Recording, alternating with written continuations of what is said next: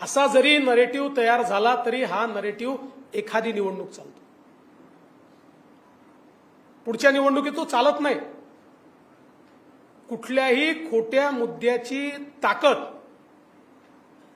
ही एका निवडणुकीपुरतं असते, त्याच्यानंतर त्याची ताकद ही 50, 60, 75% कमी होते आणि आपण ती 100% कमी करू शकतो।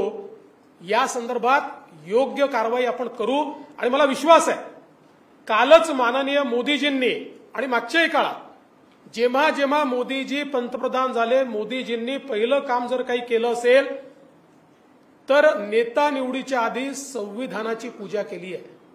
कालही मोदीजींनी संविधानाची पूजा केली आणि मोदीजींनी सांगितलं भारताचं संविधान हे माझ्याकरता सगळ्यात महत्वाचं आहे आणि आता संविधानाला 75 वर्ष पूर्ण होत आहेत, त्यामुळे पुढचं 1 वर्ष भारताच्या संविधानाचा महोत्सव हा या देशामध्ये निश्चितपणे या ठिकाणी साजरा केला जाणार आहे, हे माननीय मोदीजींनी आपल्याला सांगितलं।